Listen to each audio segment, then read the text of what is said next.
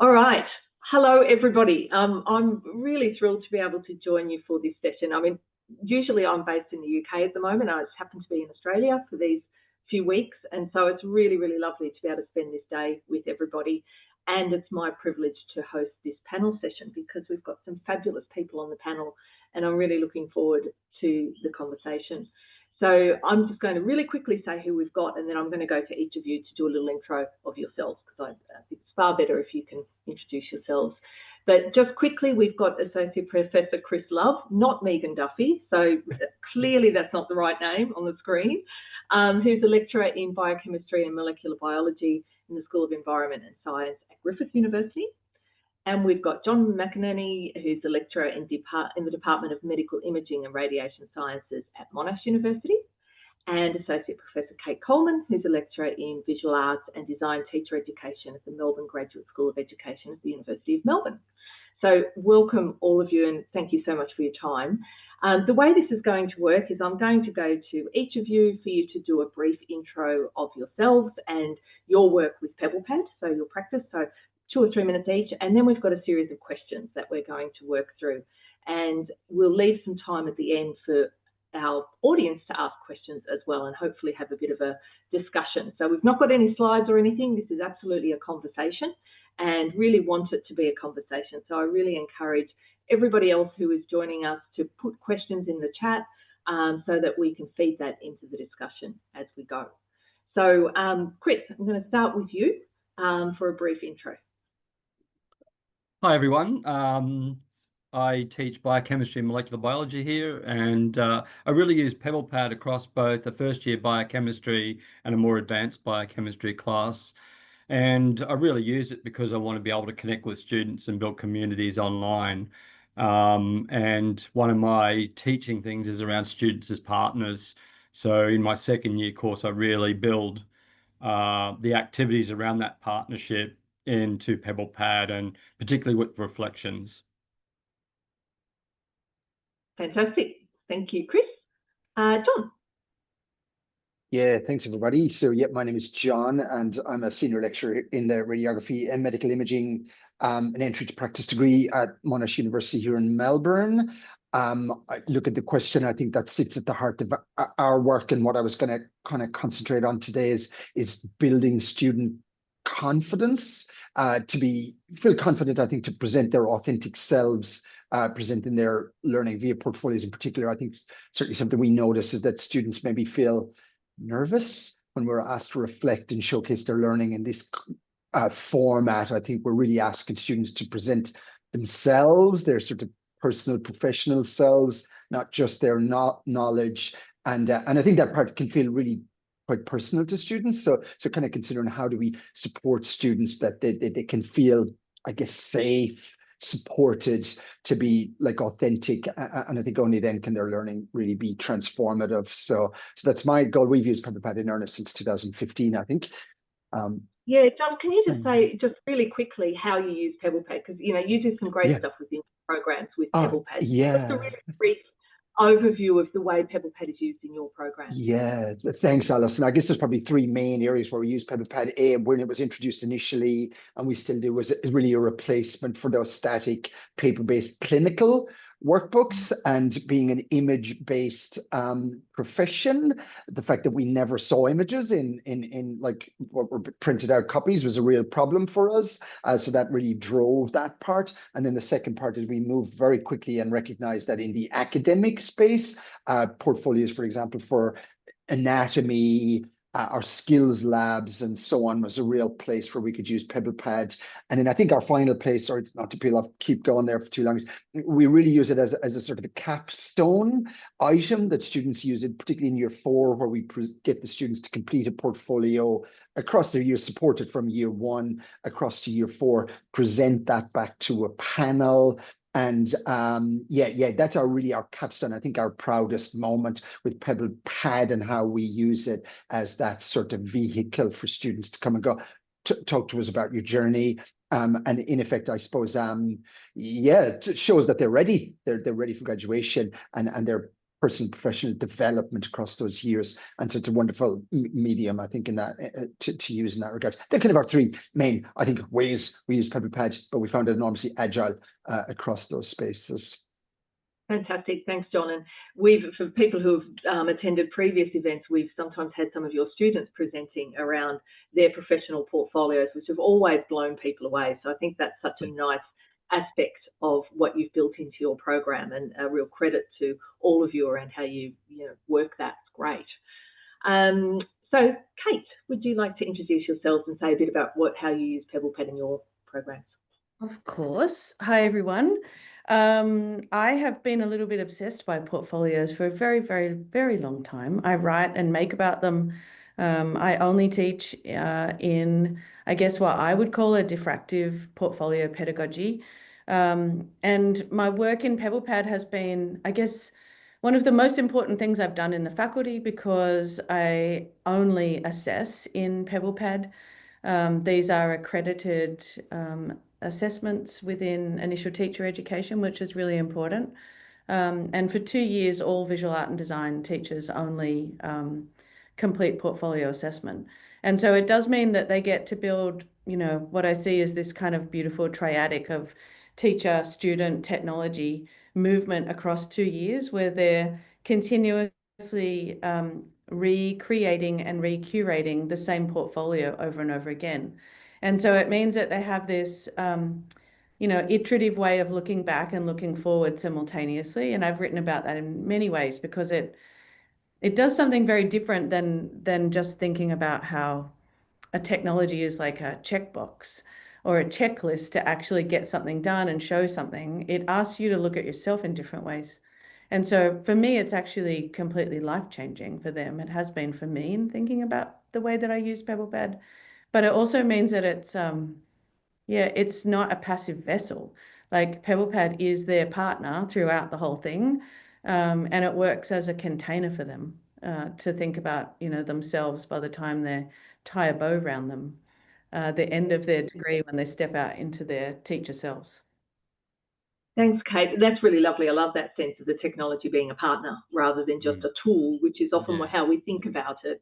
So thinking about it in that partnership mode, I think, is really nice, and really ties into this conversation that we want to have today, is around how we work with students as partners and bring them into that design of what it is we're doing. So Chris, back to you. And I wanted to ask you about what authentic student partnership looks like to you, and how do you build that trust and the responsibility between student and staff member to be able to have that kind of relationship? I think the first thing around building partnerships is you've got to get the connections, and you've got to build the relationships, and that's got to come, not just through PebblePad, but before and after across a course, so that's my main aim. But the students as partners approach I use, and a lot of people don't like to involve students in the teaching and learning process, where they've got a design assessment, or they get to choose, or get to co-create assessment, but also look at what they want to learn in terms of the curriculum. And so I give them both of those choices, and I do negotiation around how many student-generated questions should end up on the exam. And I use PebblePad to do those activities. But I also, one of the things I'm trying to do is, as I engage more with the students around that, and particularly they go, oh, it's fantastic that we get to choose something to learn. Oh, we can actually design assessment to what it feels like to be in the lecturer's shoes, is some of the comments I've got from designing assessment. And those things start to then actually build that relationship, and then you start to see improved engagement across the courses. And that's what I'm trying to build through that. And the reflection's a really important part of that too, because one of the things I've always done, and the smartest thing I ever did, was ask them to do short reflections. So I don't say you've got to write 150 words. This is a science course. It's not related to designing assessment or whatever. So I didn't want them burdened or overburdened by having to write long things. So I actually set my reflections as a minimum of 20 words, and I pitch it as one sentence. And what happens is you get the people who want to write, and you get I think a more authentic response in your reflections, because you're not forcing them to write something that's long or whatever, where they might be sort of making it up in a sense. So I found that some people will write a lot, some people will write a little bit, and that's fine. But it just tends to be more authentic that way.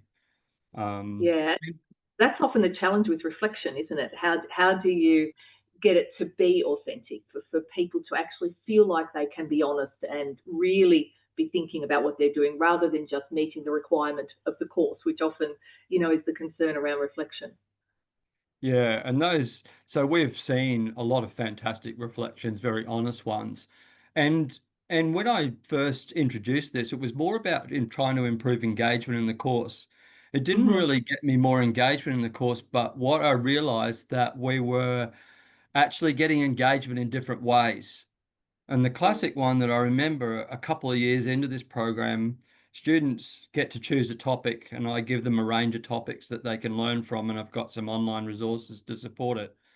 And one of the things, one student wrote this reflection, and it was about a page long, and it basically said, I didn't know anything about these topics. I went and did some research, and I was looking at some publications, and wow, this is fantastic. And he sort of documented this whole story of how he had decided on his topics by looking at the research. And so I thought, well, that's got to improve that person's learning in the topic, because they've gone beyond the classroom to find out all that information. And I think that was the pleasing side of seeing, some of the students using it in that way, which was great.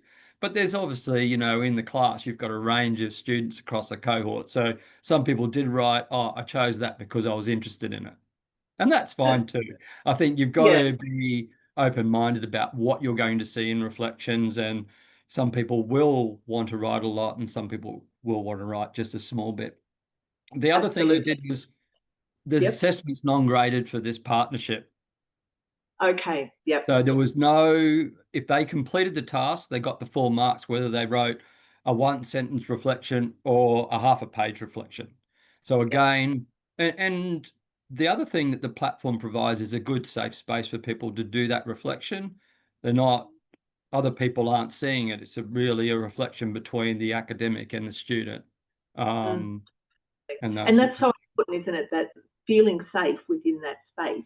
And I think one of the things that is challenging around reflection is people feeling confident enough to be able to be authentic in what they're saying and comfortable enough. And John, I think that's something you're really, have thought a lot about, is how do you build that confidence in students so that they can be their authentic self within those spaces, which are often difficult spaces because there's assessment, there are all these other challenges going on, yet we're asking them to surface, some real things about themselves. How do you go about building that sort of trust and confidence? Yeah, thanks, Alison. Yeah, and I think as an entry to practice degree like we are, and maybe Chris, your science people might suffer the same thing. We're a bit back to what Kate said. I think we're sometimes a bit like underneath this tick box exercise of going A, B, C, and D so I can get to E. Like, let's do that really quickly. So imbuing in students that, look, I think our first thing is trust. Like, trust is kind of our foundation, that we are asking the students to do something, I think, present their knowledge back to us in sort of a personal expression way. So I think the support mechanisms that we provide, like along the way, to listen to students' ideas and so on, is really, really critical. I'm always brought back to this. We started year one in the academic space with anatomy portfolios, and we find students coming like really tentatively going, like, I want to draw the muscle layers on my sister's back from the deep muscles outwards along, and you go, but I'm really nervous of doing so because it doesn't look like the textbook. And we go, just stop there. That's an incredible item. So having that, trust back to students that go, bring your ideas and let's work with them, because they are those kind of acts of your personal expression of your learning, and working with that. You're really valuing those. Yeah. I keep saying that, and I've said this before. It's like, the more and more we write longer and longer instructions for like a piece of assessment that are so restrictive in and out of themselves that we almost remove the personal expression from those. But in removing those, the confidence is always can get a bit dented in students. I think that is one way like that we really look at doing that. And the other item I think that I really drive like and love about how PebblePad being a vehicle for us is just this idea of identity, like formation within here as well, like how you're going to express your learning. You know, one person might have skills around like digital literacy, other people don't, and this kind of portfolios allows to get, it doesn't have to be polished, like back to what you're saying, Chris, a little bit, like, everybody's piece can look different, like, and at the core of it we'll still see that knowledge in there, but again, I think really providing students those spaces to explore who they are, express that back to us. And that I think is just building confidence to go, I love your story, like to present that back to us and feel confident with that, like is really something I think that has been really positive for us in building confidence. And maybe the one last item is just connecting. I think, again, Chris, you mentioned that, like, is allowing students, because typically we use it with a learning management platform that's fairly isolated and linked directly to a unit, and then it closes off at the end of term and it's sort of, gets put away. And I think something that we've been really conscious of is go, hang on a second, like, how do we be both programmatic but also a bit program wide and something that we've really worked with our skills lab portfolios in particular, I think, because like the learning in Sem 2 is not decoupled from the learning in Sem 1, but our kind of spaces in like learning management platforms, traditional ones, sort of decouple them. And so again, allowing students to be able to visualize that, they're immediately able to go back to, oh my God, there's my work from year 1 Sem 1, which was reasonable within. Look where I'm at now, has again allowed confidence and going, you're developing your identity in here, you're developing your capacity and skill. And that I think has been astonishing for us to go, there it all is. Like, let's just look at these time points along the way. So a couple of those items, I think, with confidence. Yeah. That's really great, because it's so there's often a real lack of looking back at where we started and where we've ended up. And recognizing the journey that we've been on during that time. And so finding ways to build that into your program so that students are really recognizing their development is so powerful, isn't it? Because often, as individuals, we don't recognize that when we just look at ourselves at a point in time, and you really need to build in that going back part of it. Yeah, thanks, John. So Kate, to you, I know you do lots of really interesting things with your students, so I'd love to hear some examples of co-creation projects that you've done using PebblePad and how you go about that.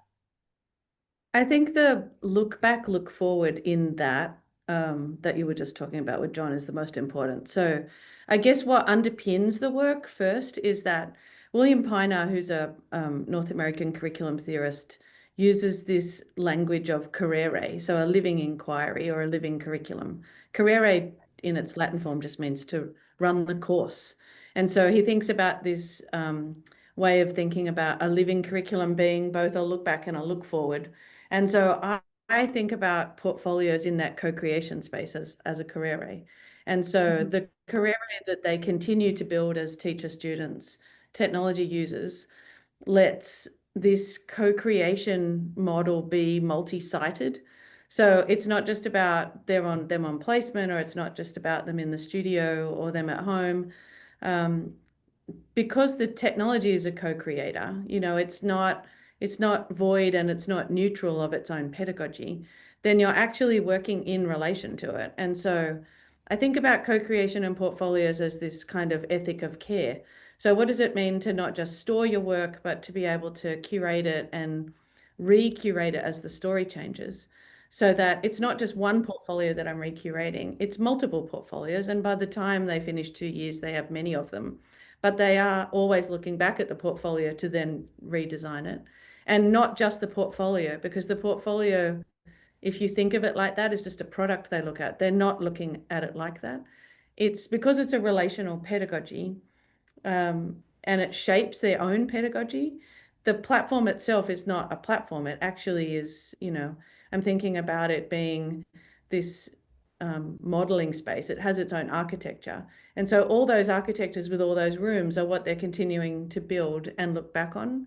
So co-creation, in the art world, we can think about co-creating with material, co-creating with human collaborators. But the co-creation, when we take it into an other than human space, means that we're co-creating with everything around us all the time. And so whether it's just a photograph of what the studio looked like that day, that also is included on the lesson plan that I've just designed with someone in my class, and now also reflected on what that looked like in placement, and now then design something new. That page is about co-creation. So you actually start to like come into what it means to be in an entanglement of technology, and teacher and student.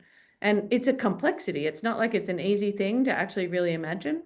And it takes actually a very long time to build the confidence to be able to design a portfolio like it. Because in the beginning, when they're creating, they're quite nervous that they're just doing it right. And I refuse to show them models. And so that also lets them wonder, well, then what's it supposed to look like? I'm like, well, it's yours that you are co-creating. I want you to think about assessment not as a hurdle activity that you're going to scrape your knee on, when you fall over or trip over, but it's your version of what learning looks like right now. Therefore, I can't show you what it's going to look like. We can think about the tool inside PebblePad. So what are the tools that let you click and drag and embed, and how do I need to speak to something? What does a video look like in there? That bit of tool I can help with, but the actual portfolio means that it's, you have agency, the platform has agency. What does it look like when all those agencies come into conversation with each other? Then you get portfolios, I open the page and there's a bird singing before I've even started reading. And it's the bird that is, outside in the tree while they're working on their task that day, that they've recorded for me inside the co-creation. But what you're describing there takes a lot of that trust and confidence that we've talked about, hasn't it? In order for students to feel able to engage with that fully and authentically, and that relationship that you must build with the student. And I think you talked about a sort of a tripartite relationship between you, the student, and the technology, that is such a really important mix there. Yeah, and they have that same tripartite. They are also, the interesting thing about, I guess all three of us are working in this space. My students are at the same time teachers and students. And so they're moving through this same very complex space where they're a student for me at the same time as a teacher when they move into a school. But another teacher will also refer to them as a student. So you're in this like slippery space that the portfolio can actually start to deal with some of those things around. And they can locate what that looks like. What does it feel like? What does it sound like? What does it smell like? They can use all of their senses in that way of co-creating the pages for me. And then tell me a story about what all those relations look like. And the story is multimodal and requires a multiliteracy on their part, but also requires us to have a multiliteracy in our response to it around the way that we attend to their practice that they're really inviting us into. Absolutely. One of the things that strikes me, now there are some questions in the chat, but I want to ask one first, is I think when people hear all three of you talk about how you work with your students and the some of the freedoms you're giving your students, because that's what enables that confidence and trust to grow. One of the things that might come up for people is, how do you manage that? How do you not have it all go completely out of control? And how do you still, there are certain structures at university and courses and outcomes that need to be met and all of that. So how do you have this element of co-creation and freedom and trust and confidence, but still be able to manage the outcomes that the university needs you to be able to demonstrate? And I'd love to hear you guys talk a little bit to that. Chris, I don't know if you've got any thoughts on that. It's a very tricky question, Alison. I think trying to deal with, like, particularly when, if you're designing assessment and that for a course that's got to be accessible. I had to really think about how much assessment weighting I put on my partnership tasks because they were non-graded.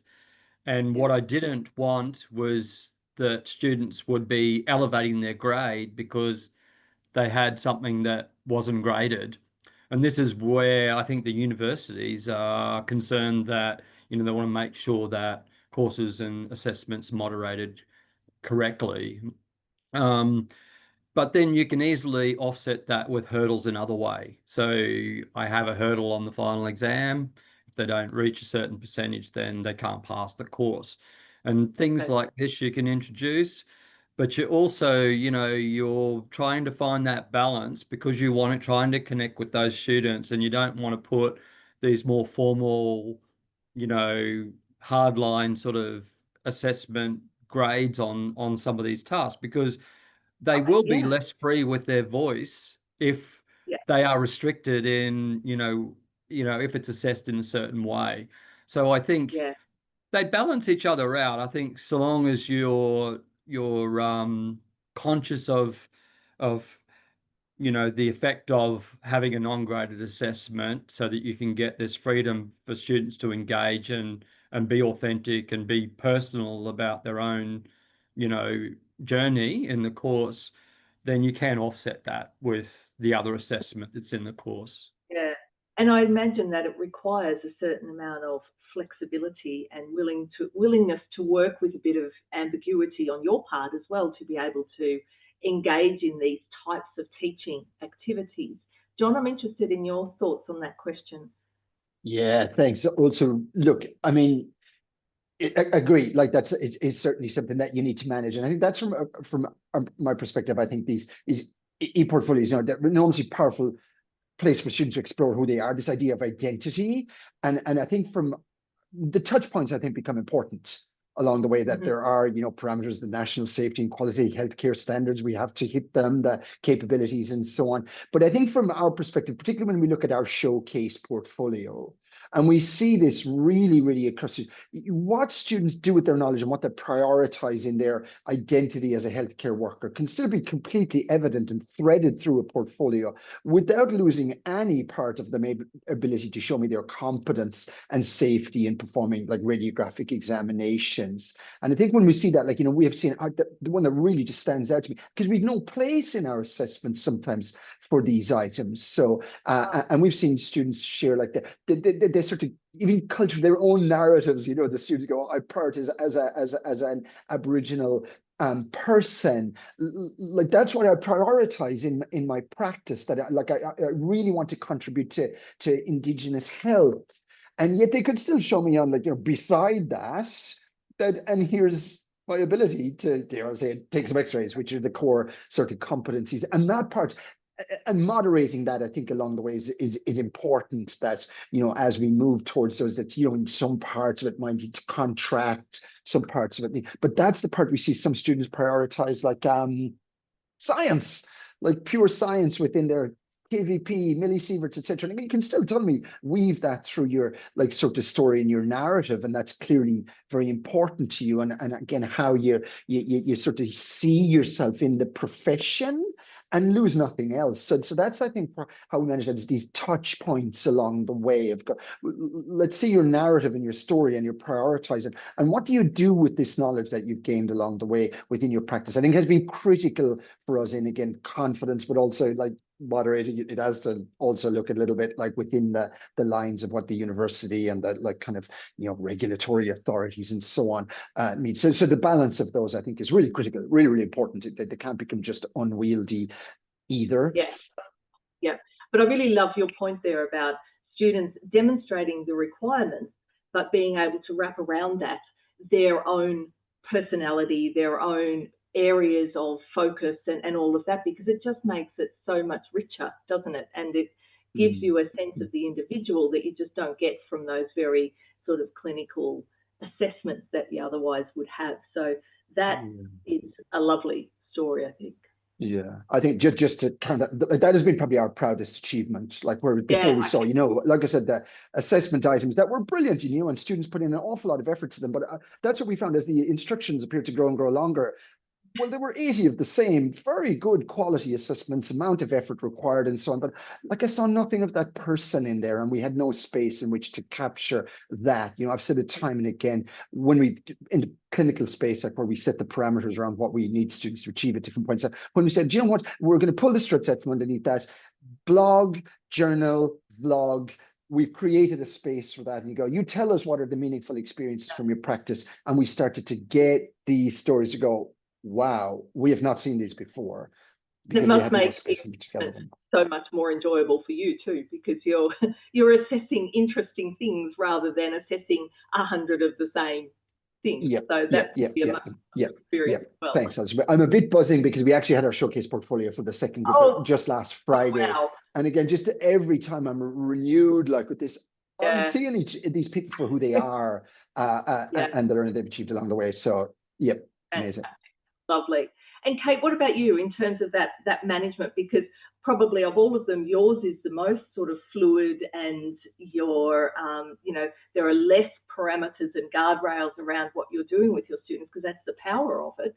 How do you manage that and make it manageable for you and for people involved?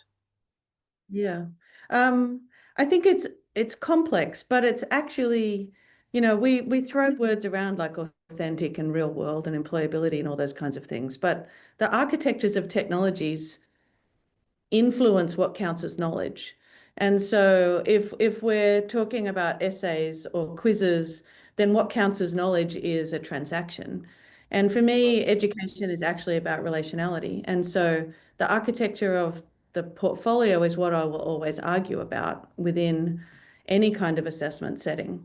So through accreditation, I get to argue that out and say, I don't actually care about authentic or real world assessment. I don't think that that's actually possible because workplaces don't mimic university settings. Right. But what's authentic, if I take Dave Bowd's beautiful words that he taught me a long time ago, is that what's authentic is sustainable. So what I learn in that knowledge is what's sustainable. It gets misused in the employability space. So what's sustainable for them is that I want them to be relational pedagogues. I want them to be relational educators. I want them to think that every single place that they teach and learn is never neutral. Everything has power and agency wrapped around it, including the ways that I teach, where I teach, how I assess. And so for me, they need to be able to show what that looks like, and they need to be able to talk about what the tension is in that.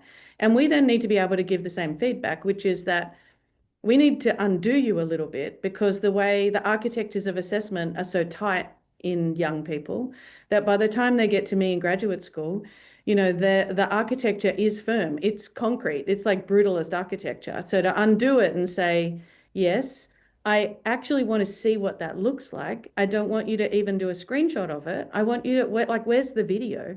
If you say that you have those skills, then show me those skills. I don't want to actually somehow imagine things, which is how they think assessment works. And but that's what I'm also teaching teachers, so that so much wrapped up in the way that the assessment as learning actually functions. And therefore, in visual art and design education in schools, we also do making and responding simultaneously. We do reading and writing simultaneously. The literacies of art and design are very entangled already. So the only way to assess it is to actually take them into what that will look like. And so when they even say, well, this is really hard to have this and this and this and this, like an artifact that's also an evidence, and what am I certifying in that evidence? Like, how am I verifying all those things? I'm like, well, that's what a kid in your year 10 art class is going to have to do. So let's work through that in the assessment task so that by the time you have to do it, you can. And therefore, that's how we're giving feedback. The other thing is I never write on portfolios. I don't touch student work, because what I'm also showing them pedagogically is in an art room, we don't do that either. You're not going to grab a year 7's artwork and write all over it. Portfolio practice is your own. What we do is write around things. Therefore, feedback becomes feedback loops, and you give it feedback. And so we're literally just teaching all those things to them through the assessment. And teaching accreditation is all about what's taught, what's practiced, and what's assessed. And so we literally just do it. I mean, it's a kind of easy thing to me. I'm not really sure why all educators don't use portfolios. I think it makes so much sense when you talk about it like that, Kate. Like it's exactly that. I think the question is that it sounds doing that. And it's because you have to undo your own architectures. If your architecture are, tight, brutalist, bits of architecture that have very small windows and very large walls and they're kind of impenetrable, then and constrained by other technology that the institution imposes on how things have to be delivered and all of that kind of thing. There's a lot of structure around that as well, isn't it? That's external to the individuals. Yeah, but if you just flip it upside down, it's not that hard. When someone asks me an AI question right now, they're like, how do I do that? I'm like, well, then just don't do that. What if they actually just did the bit you said at the start? And they were like, oh, yeah, I think there's a kind of a version of what summative assessment is. And that summative is also an endpoint. But I don't believe that any assessment's ever endpoint. I truly believe assessment as learning is an ongoing, lifelong or lifelong skill. And to actually do that is the thing we should value in higher education. That's why we exist.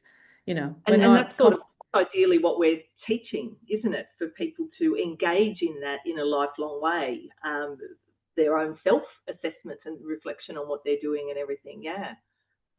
And that's a competence rather than hard. And I think that that's also quite a complex thing to think about. Competencies are that I can do this and therefore I can do it forever, because that's not how life works. Tomorrow something might change. I might not have my hand tomorrow, therefore I'm not competent anymore, but I still have the dispositions. And what do those dispositions look and feel like? I think are the most important thing. And dispositional assessment is what portfolio lets us think about, whether it's aesthetic or creative or, what do those knowledges look and sound like is different than reading. Yeah, absolutely. Absolutely. I'm conscious of time, and I know that we've got a few questions in the chat, so I'm just going to go to that and see what things people are saying. So Kate Mitchell's talking about co-design and wondering how student co-design, such as students writing quiz questions, etc., might also encourage students' engagement with understanding the learning outcomes, as they seemingly would need to refer back to those in order to develop relevant questions. Have you found students reflecting on the learning outcomes and their own learning and demonstration of these in other ways based on doing that kind of co-design work? So that makes a lot of sense. If I have to design a quiz, I need to really understand the outcomes that we're looking for so that I'm designing the right kind of question. Chris, have you got thoughts on that one? Yeah, absolutely. It's a fantastic question and exactly what I was thinking about when I designed mine. And there's a couple of aspects to this. One of the things I love through the reflections is, students are designing multiple choice questions. I give them some resources to do that. And again, as I said, it's a non-graded assessment. So I just want them to have a good go at it. And it's amazing through some of the comments that I've been getting back in those reflections. Oh, I shouldn't be designing the questions. I'm not the lecturer. I'm not experienced. But then others, one of the things that comes up is, I have to understand the content well. So I've had to go back and revise my content. These are all great ways to get engagement. And then other questions I've had, other things that come up through there is particularly with multiple choice questions, they can come up with a nice question and an answer, but they really find it difficult to come up with feasible incorrect answers. And so these are what I'm getting through the reflections about it. So, and also the element of assessment literacy, which is, I think, a little bit in the message here in the question, because students are saying, oh, now that I understand how these are designed, maybe when I go and do my next test, I'll be better at actually selecting the right answer. And so that's a really big point too. Yeah. Absolutely. So there's lots of layers to getting them to do this.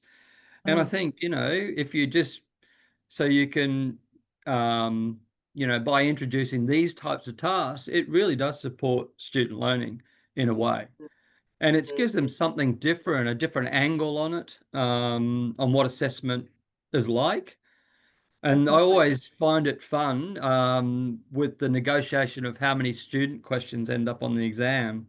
And I give them, because of the multiple choice section, I give them a choice of they can choose from 10% up to 50%.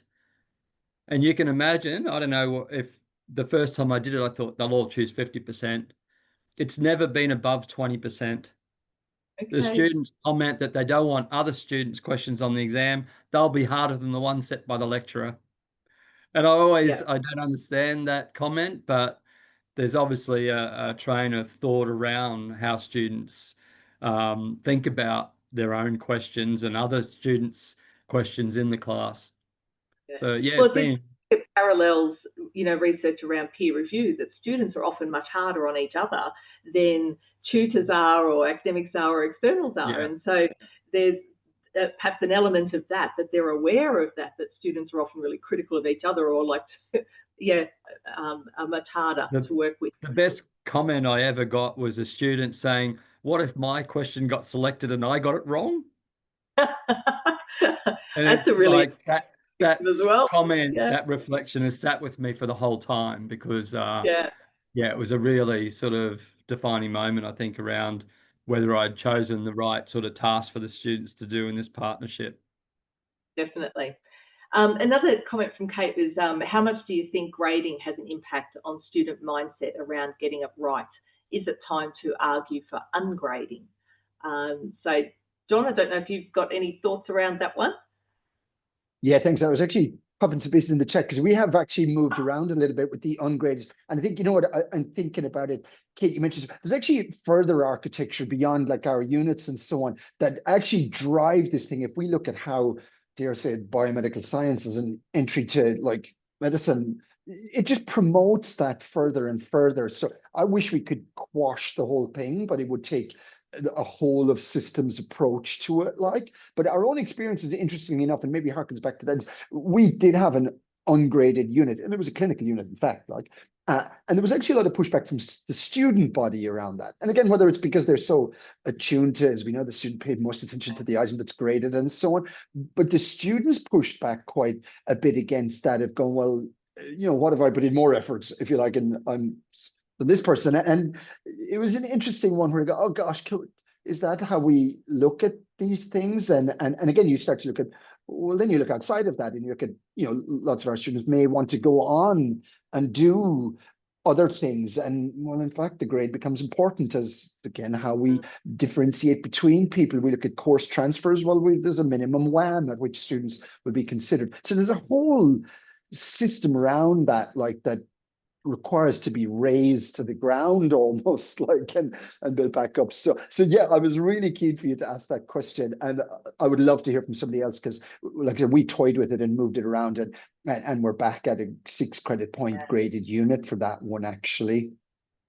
That's really interesting, John. Thanks for sharing that. And I think it's one of the challenges around all the programmatic assessment talk that's going on at the moment, and a lot of places are looking at how do we put in a programmatic assessment approach. And that, of course, in its purest form, is built on not having grades. It's about being able to demonstrate evidence of what you do. And that is such a shift from where we're at the moment. And I think moving from where we're at the moment to that approach is a huge undertaking, because of all the things you've talked about, John, and also how our students would respond to that. How do they feel about paying for education and not getting grades on things, so that they can say, well, this is the outcome of what I paid for? And so there are so many system and structural things in place that make that really difficult at the moment. Kate, have you got any thoughts on that? Well, then this is the last one, by the way, at the moment. It's not just higher education. You can't just talk about it in higher ed, because from when a child is 3 and they start their first standardized testing, if we want the underpinning conversation of all of this is colonization. And you can talk to any educational theorist or sociologist about this. And for any of us working in decolonizing educational practices, then you can start at this. But this is a massive reckoning. This isn't just, it's not just a burning to the ground of HE, it's a burning to the ground of the whole education ecology. And this is why portfolios rub up against people and have so many tensions, because what we suggest is that learners can actually tell you a story of what learning looks like. But that's an ontological and epistemic shift. And this is what this all requires, which is that knowledge is not in me that somehow you're gaining from your time with me. You have knowledge already. And the way that you tell and show and have the affect of that story felt by me is what a portfolio does and what every architectural assessment doesn't do on purpose. And then we get stuck in bias. And, you know, I've been in those huge discussions in the US, even around the value rubrics, you know, like this stuff about who knows what and who's allowed to know and who has access to knowledge is what all of this underpins. And why portfolios are so important in this space, because they're itchy and scratchy and full of all these tensions, because we give agency and value back to students, that they actually are already knowers and that they're becoming incredibly more knowledgeable as a result of learning with us. And what they're doing is showing us that story. There's a lot of people that don't want that. And there's safeguards around the policing of knowledge, you know, and so it's not as simple as saying, let's do that, because I think that the pedagogies are actually one of the most important things, and how we choose to participate in the assessment standardization space has to suit our pedagogies, and then those technologies need to work with it. It's too complex to just untangle like that. Yeah, absolutely. And thank you, Kate. I think that's a really great way to wrap up this session, because you're absolutely right. That's at the heart of everything that we're talking about, and that so I think that's a really nice finishing point. So thank you very much for that. And John, I was going to call you Megan for a moment because I look at the name, Chris, John, Chris, and Kate. Thank you so much for your time and your really insightful comments. And I love talking with you guys about what you're doing, because it always inspires me and hopefully inspires everyone else that's been listening. So yeah, I'm really grateful for you joining in with this, and hopefully these conversations can continue. You know, this is not just about the now, but continuing this on outside of these forums is super important for all of the reasons we've just been talking about. So thank you very much. Hope everyone gives you a big clap.